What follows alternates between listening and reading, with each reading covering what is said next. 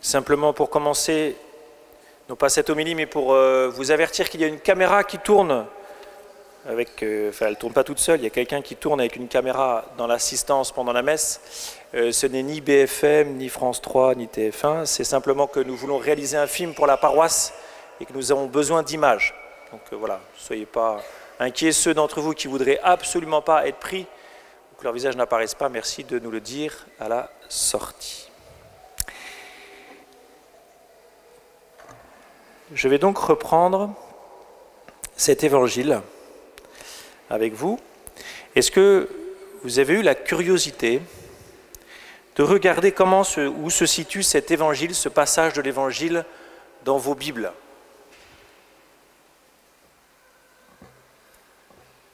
Les prêtres, ils l'ont fait, parce que les prêtres, ils lisent la Bible régulièrement, donc ils l'ont fait, ils savent comment est découpée la Bible, comment est découpé le Nouveau Testament. Si vous ouvrez vos Bibles, je prends une Bible de Jérusalem, une Tob, des grosses Bibles, si vous ouvrez, vous allez vous apercevoir que, en fait, le découpage, qui n'est pas, entre guillemets, autorisé, au sens où ce n'est pas parole de Dieu, ce n'est pas Jésus qui a décidé de séparer ces paragraphes, etc., avec des titres comme ils sont dans vos Bibles, mais c'est les éditeurs qui l'ont fait. Et souvent, on divise ce passage, non pas, enfin on arrête ce passage, non pas à la fin comme nous, mais on l'arrête 2 versets avant. C'est-à-dire, en gros, que vous n'avez pas la fin que nous avons entendue. Il leur disait à tous, celui qui veut marcher à ma suite, qu'il renonce à lui-même, qu'il prenne sa croix chaque jour et qu'il me suive, etc. Pourquoi est-ce que c'est intéressant de remarquer ça? Pourquoi est-ce que c'est intéressant qu'on ait rajouté dans la lecture liturgique, donc la lecture d'aujourd'hui, ces 2 versets? La question du Christ, elle est fondamentale, vous la connaissez, pour vous, qui suis-je? Question qui est adressée, le vous, ça s'adresse à chacun d'entre vous, vous pouvez tous vous sentir concernés par cette question et entendre Dieu aujourd'hui vous dire, pour toi, qui suis-je? Alors on ne va pas prendre le temps de répondre à cette question maintenant, parce que je pense que c'est l'affaire de toute une vie, mais en gros, c'est vraiment la question fondamentale, essentielle de ce passage.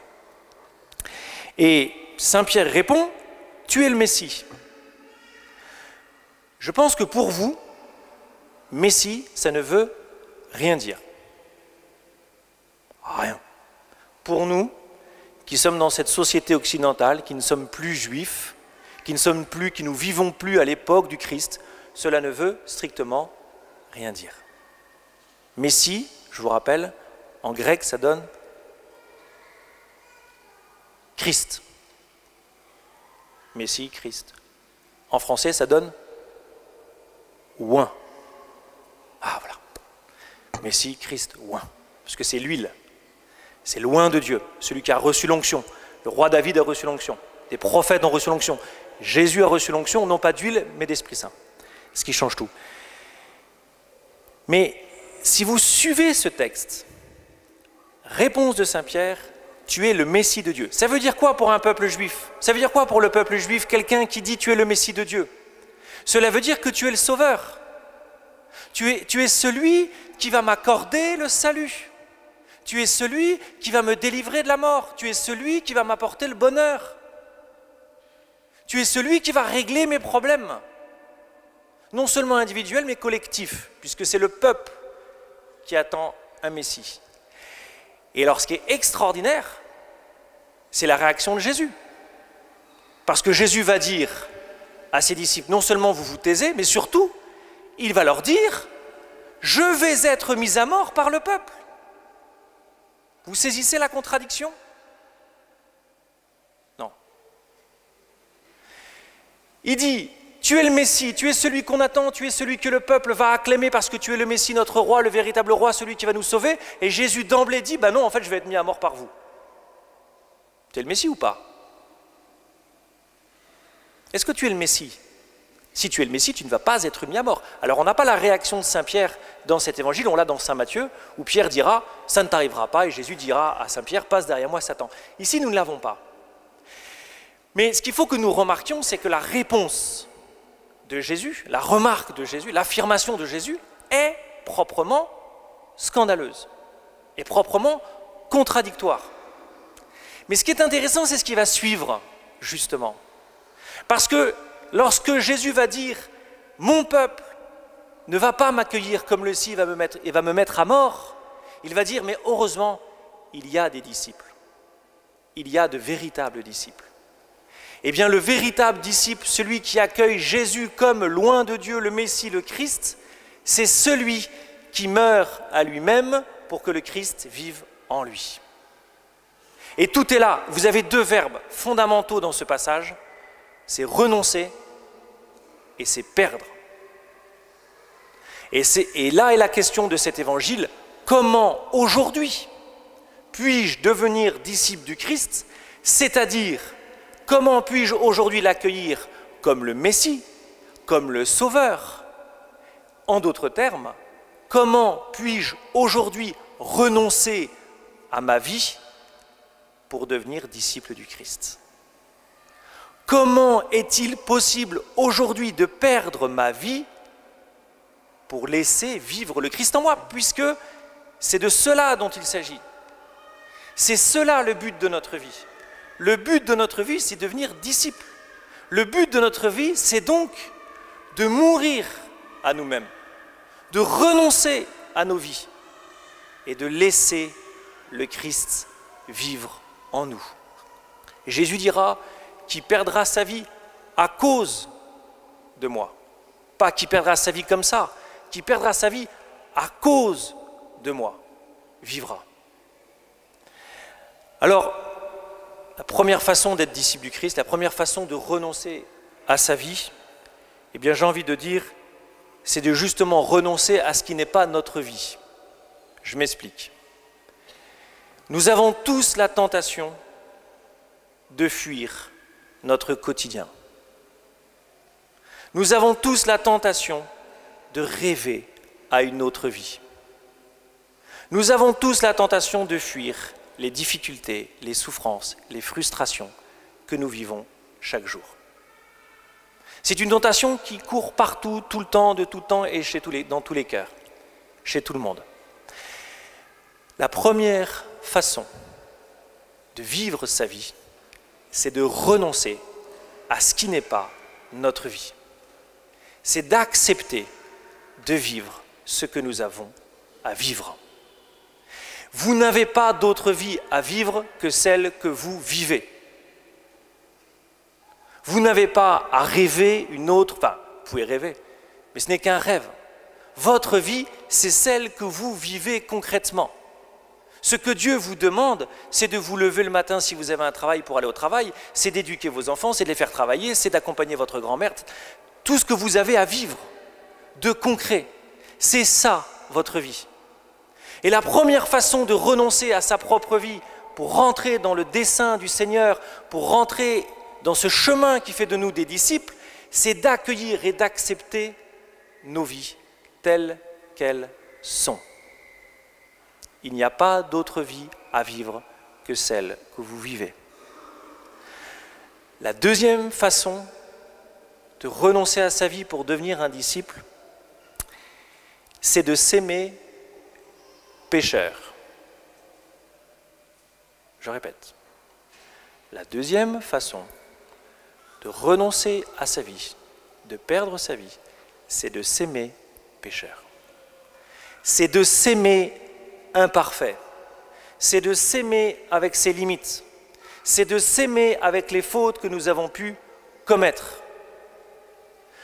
Dieu nous aime tels que nous sommes, avec tout ce que nous sommes et avec tout ce que nous avons fait. Ça s'appelle la miséricorde. Ça s'appelle le pardon. Ça s'appelle l'amour de Dieu. La deuxième façon de renoncer à nos vies, c'est de renoncer à un idéal de nous-mêmes qui n'existe pas. Nous ne sommes que ce que nous sommes. Vous n'êtes que ce que vous êtes aujourd'hui. Et Dieu vous aime comme vous êtes. Dans la confession, je ne vais rien révéler, rassurez-vous, de toute façon je ne peux pas, mais dans la confession, bien souvent, les gens qui viennent se confesser, confessent un péché, etc., et tout de suite se lamentent en disant « je n'y arrive pas ». Je n'y arrive pas.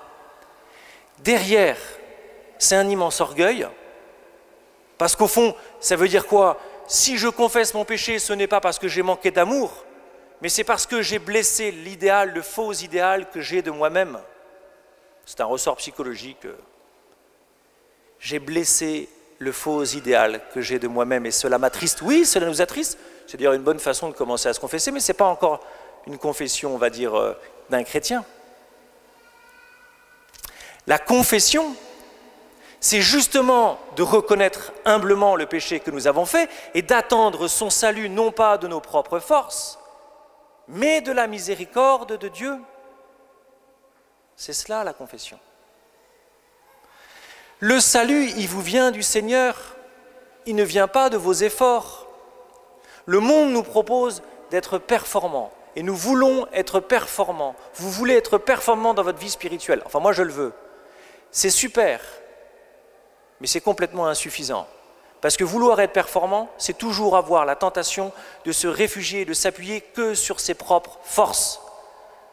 Être performant, c'est très bien, mais soyez performant avec le Seigneur. Et donc, pour commencer à être performant dans la vertu, dans la sainteté, dans tout ce que vous voudrez, dans tout ce que vous voulez réussir à faire, commencez par remettre votre vie à Dieu. Commencez par vous aimer comme vous êtes. Commencez à reconnaître que Dieu vous aime avec ce que vous avez fait. Ça, c'est la deuxième chose. Est-ce que vous avez compris ça? Si vous avez compris ça, vous avez tout compris à la vie spirituelle. Si vous avez compris ça, vous serez des saints. Parce que vous ne chercherez pas d'abord à être sans péché. Vous chercherez d'abord à aimer le Christ. Le salut ne consiste pas dans des prouesses de vertu d'abord. Ça ne veut pas dire qu'on ne doit pas rechercher la vertu. Mais le salut, il commence dans cette amitié et dans cette connaissance du Christ. La troisième manière de suivre le Christ et de renoncer à sa vie, eh bien, c'est en ayant accepté le concret, le réel de nos existences, en ayant accepté ce que nous sommes, dans tout ce que nous sommes, de bien et de moins bien, eh bien, c'est de confier totalement nos existences au Seigneur, je l'ai un peu dit, mais c'est d'aller vraiment jusqu'au bout de ce que cela implique. En fait, si vous voulez, nous avons souvent peur de nous remettre au Christ. Pourquoi? Parce que bien souvent, nous ne le connaissons pas suffisamment. Comment remettrais-je ma vie à quelqu'un que je ne connais pas? Comment remettrais-je ma vie à quelqu'un dont je ne suis même pas sûr qu'il m'aime? La première expérience du disciple, c'est d'avoir fait l'expérience que Dieu l'aime. Et c'est concret, je l'ai déjà dit des centaines de fois. Comment faire l'expérience que Dieu m'aime? Eh bien, je vais vous le dire. Je vais vous donner un moyen hyper concret. Et vous avez de la chance parce qu'ici, on le propose. C'est de faire alpha. Parcours alpha. Comme je vous ai dit, j'ai fait un voyage. Je suis allé dans une paroisse. Et ils nous ont dit, pourquoi est-ce que vous cherchez des trucs partout? Il y a un machin qui marche. Ça s'appelle alpha. Alpha permet, le parcours alpha permet à des tas et des tas et des tas de gens de rencontrer Jésus, d'une manière ou d'une autre. Vous voulez découvrir l'amour du Christ pour vous? Commencez par faire alpha. Ce n'est pas de la magie. Ce n'est pas de la magie. Le processus permet de. C'est jamais gagné. De toute façon, Dieu est libre de ses dons. Vous voulez découvrir combien Jésus vous aime? Faites le parcours alpha. Ne vous inquiétez pas, on vous le proposera l'année prochaine. Mais vous pouvez déjà y penser et l'inscrire dans vos agendas. Le premier parcours, ce sera en septembre, il commencera le mardi soir. Ça dure 10 soirées, il y a un week-end. Vaut mieux réserver ces soirées. Ça marche mieux quand on fait tout le parcours. Autre chose, c'est que quand nous entamons, quand nous grandissons dans la vie spirituelle, nous voyons bien, nous sentons bien parfois, en conscience, que nous devons renoncer à certaines choses. Quand nous grandissons dans cette vie spirituelle, Dieu nous appelle à lâcher et à renoncer à certaines choses. D'abord à renoncer à certaines choses qui nous conduisent au mal. ça peut être des biens, ça peut être des relations affectives, ça peut être, entre guillemets, notre apparence, etc., etc.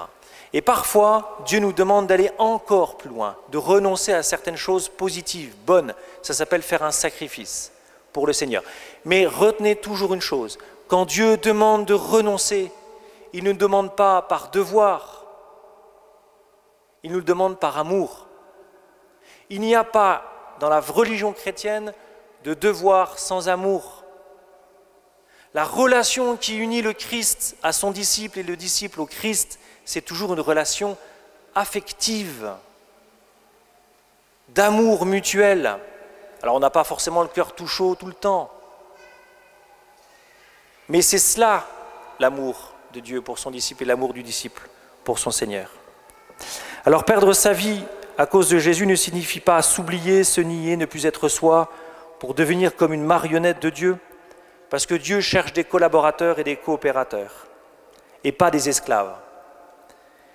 Perdre ma vie à cause du Christ signifie vivre en toute liberté et en confiant mon existence au Seigneur, à un autre que moi-même. Et ma vie n'a aucun sens sans Jésus, parce que le salut n'est possible que en Jésus. Alors, comment vivre cet évangile pendant cette semaine? Eh bien, je vous propose, dans vos temps de prière, prenez le temps de prier et prenez le temps de demander au Seigneur de vous éclairer sur une chose, un bien, une personne, ce qu'il voudra bien vous montrer, à laquelle il vous demande de renoncer. Il y a peut-être des choses auxquelles vous devez renoncer. Eh bien, demandez au Seigneur cette grâce, qu'il vous le montre. Demandez-lui la force d'y renoncer. Demandez-lui la force de le suivre. Demandez-lui l'Esprit Saint pour être capable de le suivre jusqu'au bout. Seigneur Jésus, tu nous connais chacun, tu sais tout de nous. Te demandons aujourd'hui ton esprit, te demandons ton esprit pour être capable de nous aimer nous-mêmes, pour être capable de nous pardonner nos fautes, pour être capable de nous abandonner entre tes mains. Seigneur, nous t'aimons, nous voulons mieux te connaître. Donne-nous la grâce d'être de véritables disciples qui te suivent jusqu'au bout. Amen.